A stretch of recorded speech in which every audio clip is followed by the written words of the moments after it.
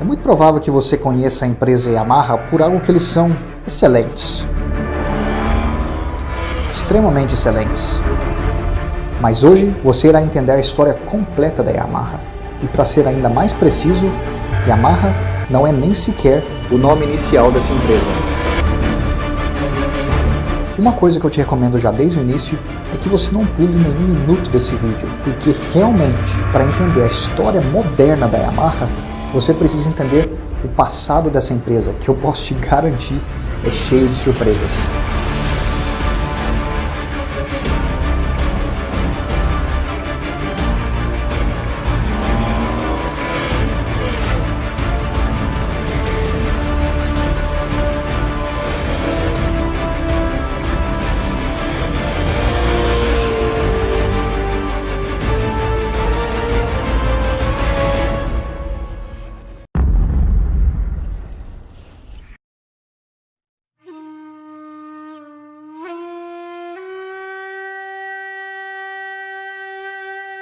Para iniciar essa história, nós vamos ter que praticamente viajar no tempo aqui, mais de 100 anos atrás.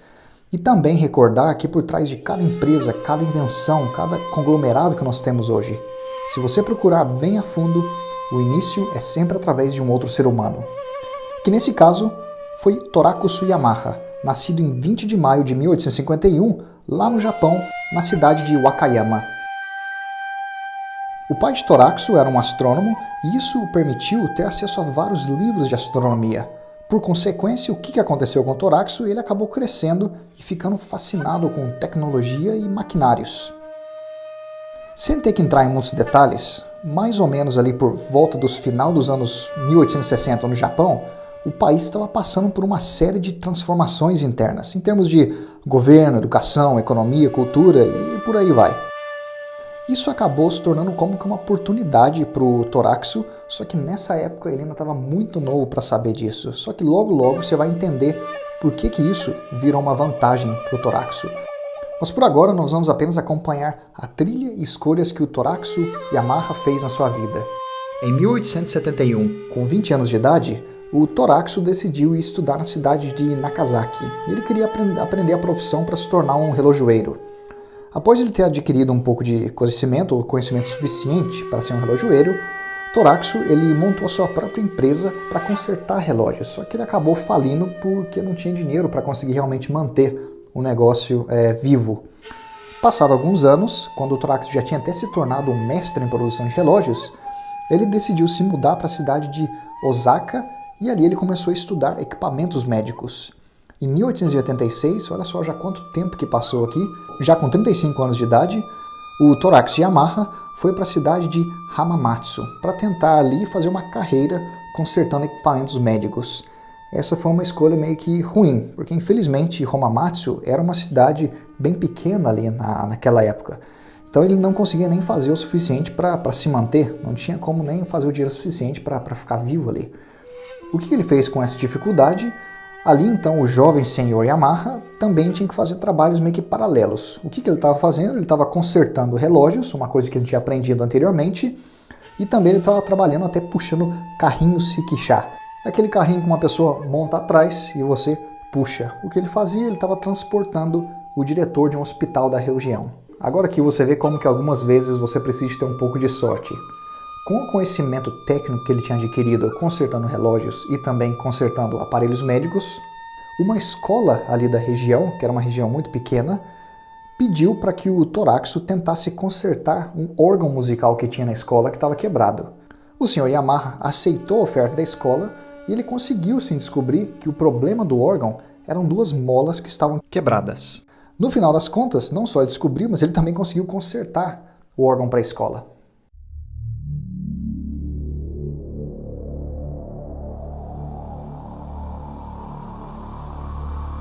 Agora acredite se quiser, mas a história da Yamaha, inicialmente, não tem nada a ver com motos. Enquanto o Torakusu estava consertando esse órgão para a escola, ele viu ali meio que uma oportunidade. Já que ele tinha o órgão aberto na sua frente porque ele estava reparando, ele decidiu meio que copiar, fazer um diagrama do órgão, para que ele depois pudesse fazer o seu próprio instrumento musical. Com esse diagrama em mãos em 1887, trabalhando em um pequeno quarto com um de seus colegas de trabalho, o Sr. Yamaha conseguiu produzir o seu primeiro protótipo de órgão. Então o Sr. Yamaha ele queria apresentar esse órgão, obviamente, para alguém que tivesse influência. Então o que ele fez? Ele levou o órgão para o Instituto de Música do Japão. Só que tinha um problema, esse instituto ficava a 250 quilômetros de onde ele estava. Como que ele transportou isso? Ele transportou o órgão nas costas mesmo, ou melhor dizendo, utilizando uma daquelas varas de ombro. Só que no final das contas eles conseguiu levar o órgão. Chegando lá, ele conseguiu apresentar o seu órgão, só que má notícia. A recepção foi terrível pelos professores. Os professores do instituto disseram que o órgão foi criado de maneira péssima. Entretanto, o Sr. Yamaha ele conseguiu fazer uma coisa muito interessante. Ele conseguiu chamar a atenção. É isso que ele fez. Você tem que imaginar que naquela época, todos os órgãos musicais do Japão eles tinham que ser importados. Isso quer dizer, esse homem ele não fez apenas o seu primeiro órgão, ele fez o primeiro órgão do Japão, feito realmente ali dentro do seu próprio país. Com esse interesse, o que os professores fizeram? Eles permitiram, ou eles convidaram o Torakusu a assistir aulas na Universidade de Música para aperfeiçoar suas técnicas, aprender mais sobre afinamento e também sobre teoria musical. O Sr. Yamaha foi capaz de construir já o seu segundo órgão ainda no mesmo ano, isso foi em 1887, só que dessa vez a reação dos professores foi completamente diferente. Seu segundo órgão foi considerado tão bom quanto os importados. Por consequência dos bons comentários, o Torakusu Yamaha recebeu uma ordem para já produzir 7 órgãos já logo de cara, olha só que sorte.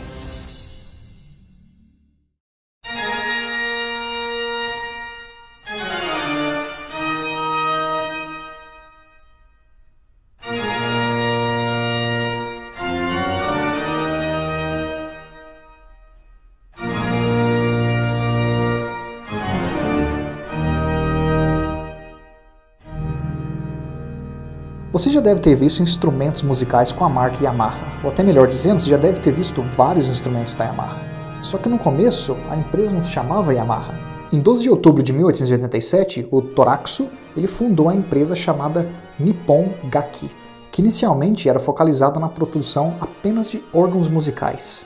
Para que realmente você entenda a linguagem desse vídeo, você pode considerar que a partir de agora, toda vez que a empresa Nippon Gaki for mencionada, isso nada mais é que o primeiro nome da empresa Yamaha. É a mesma empresa, apenas que o nome inicial era diferente. Em 1889, 2 anos após a fundação da empresa Nippon Gaki, o ministro de Educação do Japão, olha só onde que a atenção desse cara chegou. O ministro de Educação pediu ao agora presidente da empresa Nippon Gaki, que é o Sr. Torakusu Yamaha, para averiguar o sistema administrativo e condição dos instrumentos musicais das escolas do Japão. Nesse mesmo ano, você pode imaginar, a empresa Nippon Gaki vendeu quase que 250 órgãos para várias escolas dentro do Japão. Por mais que eu acredite ou queira acreditar que os primeiros produtos musicais da Yamaha fossem bons, sem dúvida alguma, é uma mão na roda imensa se você tiver também o governo do seu país tentando te ajudar a ter sucesso.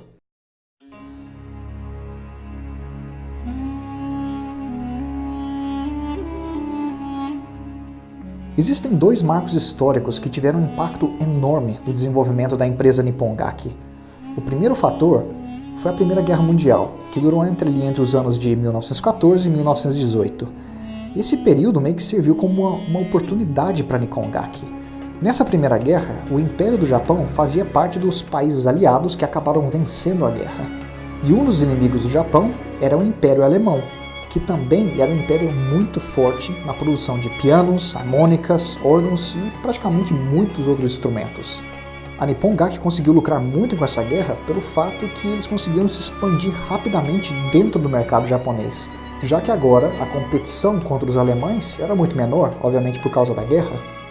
Certo, mas agora nesse ponto você pode estar se perguntando onde é que está o fundador da empresa? Onde é que está o Torakusu Yamaha? Infelizmente, o Sr. Yamaha ele veio a falecer no ano de 1916, quando ele tinha 65 anos de idade. E por mais que seja uma coisa triste, a verdade é que a morte é algo inevitável para todos nós. Mas o que não é nada triste é o fato que o Sr. Yamaha ele conseguiu, com 65 anos aqui na Terra, estabelecer a base, o DNA da empresa Nippon Gaki, que décadas mais tarde serviria para criar a empresa Yamaha que você conhece. Só que esse trabalho de criar a Yamaha vai ficar na mão de gerações futuras, não foi na mão do fundador. Terminada a Primeira Guerra Mundial, a empresa começou a se expandir rapidamente. Ali já por volta do ano de 1920, eles já estavam contando com 1.000 funcionários, eles já estavam produzindo mais de 10.000 órgãos e 1.200 pianos por ano. Então você vê o nível da expansão que essa empresa teve. A empresa estava batendo seus recordes de venda e tudo parecia que estava indo muito bem.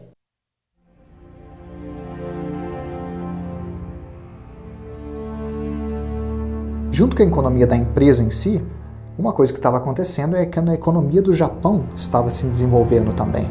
E qual que foi o efeito disso? A moeda do Japão, o ien, ficou muito mais forte. A consequência disso é que ficou muito mais difícil para a Nippon Gaki continuar exportando para outros países. Quer dizer, ficou difícil para os outros países comprarem do Japão porque a moeda deles ficou muito forte. Não só isso, a empresa também teve incêndios. Então, no ano de 1922, a empresa acabou perdendo 2 plantas. Uma dessas plantas era localizada na cidade de Nakazawa e a outra em Hamamatsu. Para fazer as coisas ainda mais difíceis, em 1923 o Japão sofreu um dos terremotos mais catastróficos da sua história, que foi chamado de o Grande Sismo de Kanto. Esse terremoto deixou mais de 1,9 milhões de pessoas feridas e desabrigadas e juntamente destruiu o escritório que a empresa Nippon Kaki tinha em Tóquio.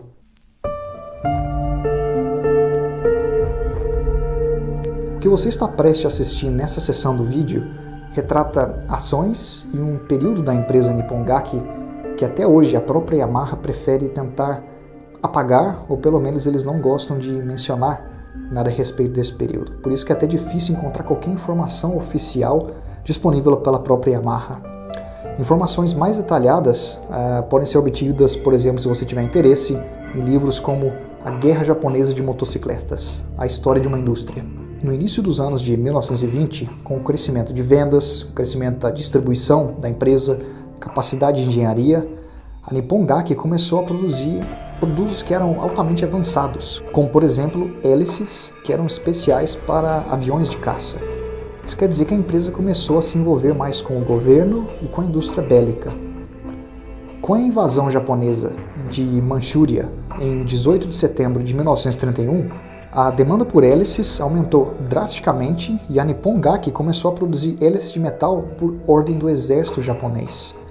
O negócio saiu tão fora de controle, ou dependendo do ponto de vista, sob controle, que após o Japão invadir a China, isso foi em 7 de julho de 1937, a empresa praticamente não tinha mais nem tempo adequado para continuar produzindo instrumentos musicais, se dedicava a capacidade de produção que ela tinha quase que inteiramente para servir o exército.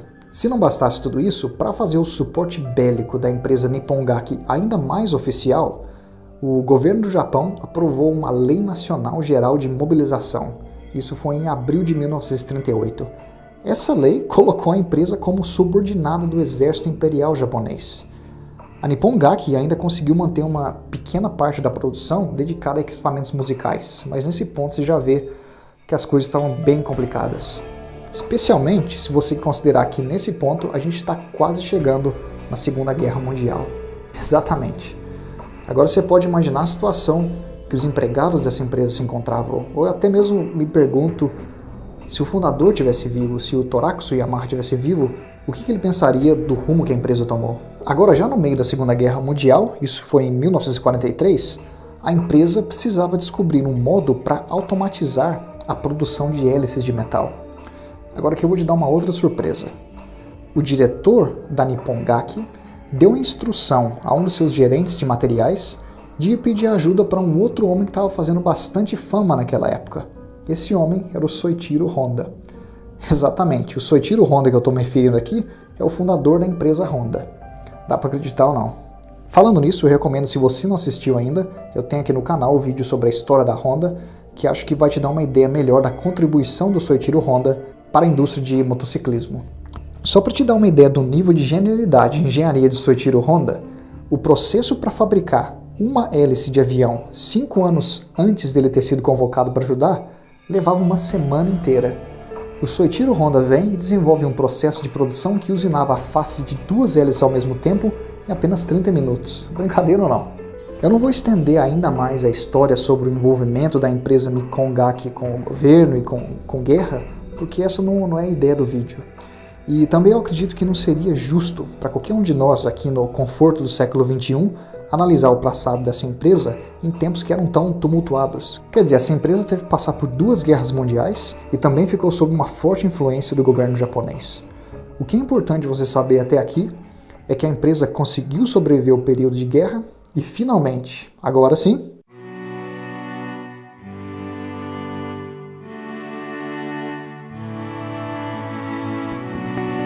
no início dos anos de 1950, com a Segunda Guerra Mundial já terminada, a empresa começou novamente a produzir instrumentos musicais. Só que você pode imaginar que em um período pós-guerra, não é que a demanda para órgãos e pianos era assim tão alta. Isso era uma coisa mais de luxo realmente depois de uma guerra. E eis que mais uma vez a empresa conta com uma ajudinha do Soichiro Honda. O Soichiro Honda, em 1949, juntamente com muitas outras pessoas, ele viu a oportunidade para construir uma empresa de motos para atender a necessidade do Japão pós-guerra. Pois bem, esse aqui é o típico caso de novo quando o útil se une ao agradável. A Nippon Gaki ganhou uma vasta experiência de engenharia mecânica durante a Segunda Guerra Mundial, tinha à disposição maquinário completo para produzir peças metálicas e tinha o dinheiro também, tinha a parte financeira para poder construir uma empresa. Após começar a observar o sucesso da Honda, começando ali em 1949, a Nippon Gaki coloca um time de engenheiros para começar a desenvolver um protótipo de moto em outubro de 1953. A empresa era capaz de produzir sem nenhum problema seus próprios tanques de combustível, virabrequins, cárteres, bielas, cilindros e por aí vai. Em menos de um ano, isso foi em agosto de 1954, a equipe de engenheiros produziu a sua primeira moto, que foi batizada de YA1, YA1. Isso aqui foi uma homenagem ao fundador da empresa. Era uma moto com motor de 2 tempos, 125 cilindradas, 1 cilindro e refrigeração a ar.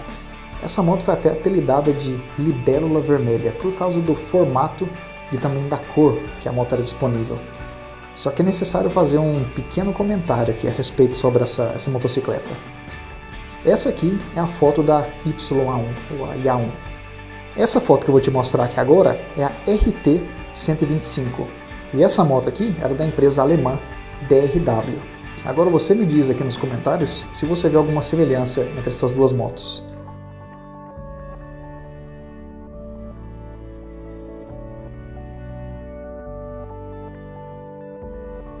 A YA1 foi criada através de uma engenharia reversa da versão alemã. Algumas pessoas vão dizer que é uma cópia pura, outras pessoas vão dizer que foi uma inspiração tomada do modelo alemão, mas não uma cópia. No meu caso aqui, eu quero apenas mostrar para vocês as 2 imagens e você pode fazer a sua própria decisão. Nesse ponto, você pode estar se perguntando, tá, mas onde é que está a Yamaha em tudo isso? Para realmente provar que as motos da Yamaha homenageiam as raízes musicais da empresa, você não precisa ir muito longe. Na verdade, basta você olhar para o logo da empresa. O logo da Yamaha é formado por um trio de diapasões. Para quem não conhece, um diapasão nada mais é que um instrumento para afinar instrumentos musicais. Esses 3 diapasões simbolizam os 3 pilares de negócios da Yamaha: tecnologia, produção e vendas. A primeira moto que eles fizeram, a YA1, ou Libélula Vermelha como era chamada na época, antes de começar a ser vendida, ela passou por uma série de testes por ali 10 mil quilômetros em condições extremas, para ter certeza que realmente ela poderia ser vendida para o público sem ocasionar nenhum problema técnico. Após uma série de testes e ter sido um teste satisfatório, o presidente da empresa, que era o senhor Genichi Kawakami, aprovou a produção com escala completa do modelo YA1. Em fevereiro de 1955, a moto começou a ser comercializada. A clientela gostou tanto da moto e o sucesso inicial foi tão bom que a empresa Nippon Gaki decidiu, finalmente, agora sim, criar a empresa Yamaha Motor Company. Então foi na data de 1º de julho de 1955 que a Yamaha que você conhece finalmente foi fundada. Isso quer dizer que a partir de agora, nesse ponto do vídeo, nós vamos focalizar nossa atenção puramente na Yamaha Motor Company, a Yamaha que produz motocicletas, e não mais na Yamaha que faz instrumentos musicais. A Nippon Gaki, que foi fundada pelo senhor Torakusu Yamaha em 1887, continuou a existir, em fato ela existe até hoje, só que o nome Nippon Gaki foi mudado para Yamaha Corporation no ano de 1987, que foi o marco exato de 100 anos de existência da empresa. E agora, para te dar uma ideia de quão sério que a Yamaha Motor Company foi já desde o início, no mesmo ano de fundação, a empresa já contava com 275 funcionários. E ela estava armada com 30 milhões de ienes em capital de estoque. A meta do diretor da empresa era realmente fazer a Yamaha uma líder de mercado. Era isso que ele queria e desde o início a mensagem foi clara para o mercado. E a estratégia deles era bem simples, assim como de muitas outras montadoras daquela época. Para se estabelecer no mercado, a Yamaha sabia que teria que ter um desempenho fantástico a nível de competição. E a resposta para eles era simples, era ter que participar em uma corrida naquele mesmo mês. Agora você pode imaginar, a empresa foi fundada, começa a produção e imediatamente já parte para uma corrida com seu primeiro modelo. Quer dizer, eles não queriam perder tempo mesmo. A corrida que eles decidiram participar era intitulada A Subida do Monte Fuji.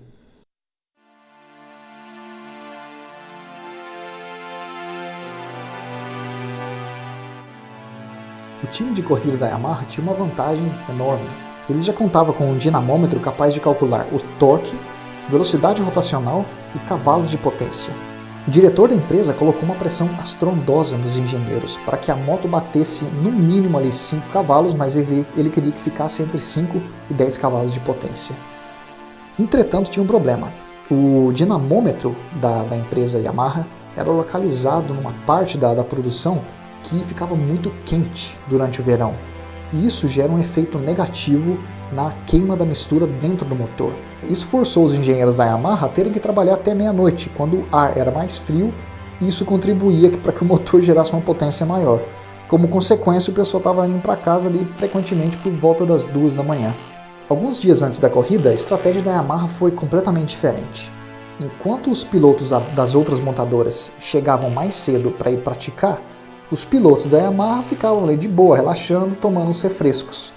A Yamaha, a estratégia deles, a ideia por trás disso, é que eles não queriam correr o risco que as suas motos iriam ter um problema técnico aleatório antes da corrida. Entretanto, o time da Yamaha, eles tinham um truque escondido ali na manga. O time técnico da Yamaha, eles trouxeram consigo um dinamômetro móvel para o local da corrida. Esse dinamômetro ele ficou escondido até o dia da corrida, quando de repente o time técnico começou a fazer vários testes e regular os motores das motos que iam participar na corrida. Isso quer dizer, não interessava a altitude, não interessava a temperatura, a Yamaha simplesmente conseguia ajustar o motor na hora para obter a máxima potência daquele motor. Quando as outras montadoras notaram a estratégia da Yamaha, os caras ficaram petrificados. A estratégia da Yamaha funcionou. Já na terceira corrida, que foi em 10 de julho de 1955, agora você tem que lembrar, a empresa Yamaha foi fundada em 1º de julho de 1955, então isso são 10 dias mais tarde, 10 dias de empresa. A Yamaha, com seu piloto Okada Teruo, ganhou o primeiro lugar na competição de 125 cilindradas e outros 6 pilotos da Yamaha terminaram entre os 10 primeiros. Então você imagina o sucesso que essa moto fez já desde o início. Apesar da YA1 ter sido uma moto relativamente cara para aquela época, as suas vendas continuaram a crescer e a Yamaha se estabeleceu como uma grande montadora de motos e também uma grande competidora do Grand Prix de motos. A gente teria que dedicar um vídeo completo só para cobrir todas as vitórias da Yamaha. Só para te dar uma ideia, em 2017 a Yamaha conquistou 500 vitórias no Grand Prix de motos quando você olha em todas as categorias combinadas. Mas para não deixar esse tópico completamente de lado, aqui vão algumas dessas vitórias.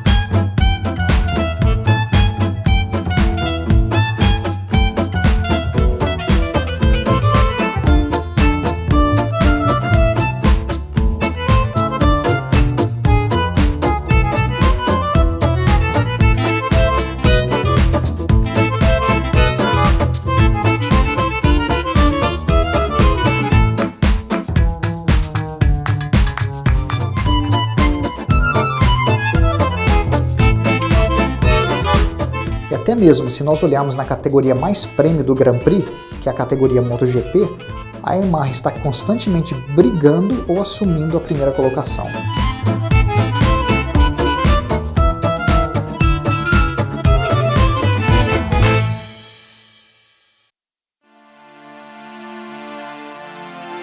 Hoje, a Yamaha Motor Company tem mais de 50 mil funcionários e é a segunda maior produtora de motos do mundo. O portfólio da empresa também expandiu drasticamente e a empresa hoje produz não só motocicletas, mas como scooters, barcos para lazer, barcos para pesca, quadriciclos, carrinhos para golfe, geradores de eletricidade, bombas d'água, motos de neve, veículos aéreos não tripulados e a lista continua. E é claro que não só isso, nós temos também, a gente não pode esquecer, tem a Yamaha que produz instrumentos musicais, que é uma coisa à parte dessa empresa. Pessoalmente, eu acho que a contribuição maior da Yamaha, por mais que eles não sejam a maior montadora de motos do mundo, é realmente a questão que eles estão sempre testando os limites da indústria, eles estão sempre puxando para trazer mais inovações para o mercado e quem beneficia disso somos nós, os motociclistas. Eu acho que eu tenho um exemplo muito bom para mencionar aqui. Recentemente você deve ter visto que a Yamaha anunciou a Niken, que é tipo uma motocicleta com duas rodas na frente. Eu entendo que para nós motociclistas, talvez nós olhemos para isso e a gente vai pensar, pô, isso aí não é uma motocicleta, isso é mais como um triciclo. Mas isso não é o ponto principal. O que a Yamaha está fazendo aqui, testando, vendo o que funciona, o que não funciona, trazendo as novas tecnologias para o mercado. Isso sim é o que vai continuar puxando as empresas, a competição para frente. Por mais que você não goste da ideia da Niken, é algo que exemplifica o que a Yamaha, na minha opinião, está trazendo para o mercado. Inovação. A gente está chegando no final desse vídeo e nesse ponto eu tenho 3 perguntas ou recomendações para te fazer. Primeiramente, o que você achou da história da Yamaha? Qual que é a sua opinião sobre as motos da Yamaha e qual que é a sua opinião agora de ter escutado um pouco sobre a história dessa empresa? Deixa aqui nos comentários o que você achou. Muito curioso de saber, porque muitos de vocês pediram para que eu produzisse esse vídeo. Segundo, como eu já disse, esse vídeo foi criado baseado na escolha dos inscritos aqui do canal. A primeira montadora de motos que cobri aqui foi a Honda. Agora nós temos a Yamaha.